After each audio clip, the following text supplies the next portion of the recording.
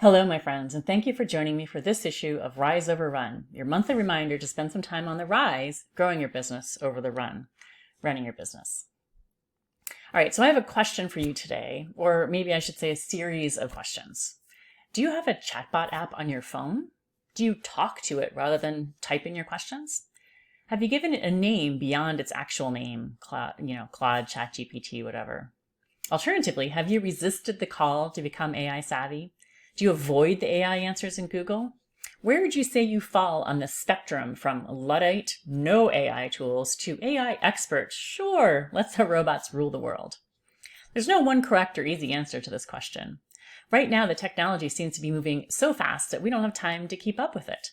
I subscribe to a few newsletters on AI tools, and there are piles of new tools and application options appearing every week. No one has time to stay up to speed on it all, other than those selling you a newsletter on AI tools. As far as that AI spectrum, I would say I'm somewhere in the middle. I'm not opposed to the tools, but I haven't transformed my daily operations using them either, at least not yet. So I use a few different tools like Claude, Perplexity, Notebook LM, Opus Clip to help with video clips. I use the tools to help with market research, with summarizing long articles, planning out marketing content, and creating nice summaries of longer reports. It's handy and it saves me time. And I've also used chatbots to work through work or personal issues I'm dealing with to get the perspective of the chatbot. It can be very handy and interesting to see what the chatbot has to say about how to delicately tell my next door neighbor that his Great Dane keeps pooping in my yard, or how to map out a marketing funnel for a new virtual peer group I'm founding. However, I'm more than just a little worried that too much dependent on AI chatbots is a fast path to mediocrity for all of us. Like, this could be what sends us right to the idiocracy future, where none of us know anything about anything anymore. See the movie if you haven't already. You see, I was a math major and I used to teach probability and statistics. I'm by no means an expert, and I in no way fully understand all the math behind chatbots and AI. But my very basic understanding goes something like this. The chatbots are giant computers that have been trained using a vast amount of data, much of it biased, some of it stolen or not properly attributed. And when they answer your prompts, they are basically always looking for the most statistically likely word that comes next, based on all the information that has been sucked up. So if you're looking for innovation, something new that has never existed before, a chatbot can't help. And if you're looking for something incredibly creative, then a chatbot is likely not a great option either. Again, I'm no expert, but I imagine a chatbot operates following a bell curve. Remember that from stats class, or maybe from how your grades were curved in school? The vast majority of resources or people or data fall in the middle of this bell curve, and the least likely responses or people or data fall to the left and right of the middle of that curve. So I envision the chatbot is finding all the words, ideas, concepts, solutions, you name it, that fall squarely in the middle of that bell curve, the most likely response. Over time, that means that if we become too dependent on chatbots to manage our lives, we will all converge in the middle and there'll be no variety at all. Think about how our existing email and texting tools already autocomplete our sentences. Maybe you weren't going to say that exact thing that popped up, but the autocomplete is close enough, so sure, let it go. Soon enough, all of our conversations will look exactly the same. Not only that, but if we're relying on chatbots to be the expert in the room, we could run into trouble. First of all, if we are not the experts, then we'll have trouble determining if the chatbot really knows what it's talking about.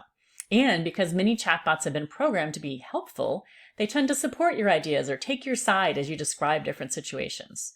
So unless they are actually not unbiased, unless you're explicit in your prompting, the chatbot is always going to say your new idea is great and you should get started, but maybe consider a little actual human customer validation first. Finally, we're finding that the more we rely on technology in general, and chatbots in particular, the more we lose our ability to think deeply and the shorter our attention span becomes. As a matter of fact, a recent study found that a significant negative correlation existed between frequent AI usage and critical thinking abilities. AI is finding the average response, and along with that, it's allowing us to stop thinking critically. So by now you're probably wondering, what's my point? Is AI bad? Is it good? Should I use it? Should I not? So here's my take. First, it helps to have at least a vague notion of how these AI tools work and where they got their information. If the tool is just using the knowledge of the internet to guess the most likely word after each word is written, then it's basing all of its advice on what has happened in the past. And we all know how well that worked for us back in 2020. Next, the more specific you are in your prompts, the better the output will be. So ask your chatbot to point out flaws in your logic or its logic and share how confident it is in all the sources it's using. It's super handy that AI can read through all of the internet faster than you can read a sentence, but that doesn't mean the answer is the right one. Its main source could be Reddit threads or something from 2012. Be very specific about what you're looking for and where you want it to look for you. Finally, don't use AI or chatbots as a substitute for humans. I run business owner roundtable groups, and I can tell you that the advice that a chatbot would give a small business owner looks nothing like the conversations taking place in the room of actual humans. Not only that, but the chatbot isn't going to hold you accountable to taking action, and it's not going to share the mental and emotional burden that goes along with running your own business. Do you really want strategic business advice from a bot? Or do you want it from a room full of growth-minded business owners who truly understand your situation because they've been there themselves? So pay attention to when an AI tool is a useful accessory to what you're doing and when you need to walk away from the bot and enter a room full of humans instead.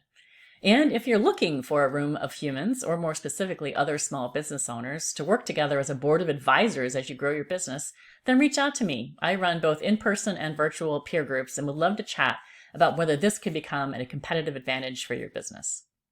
Thanks for watching this Rise Over Run video. Reach out to me anytime at kelly@secondstagegrowth.com with your questions or comments, and thanks for joining me.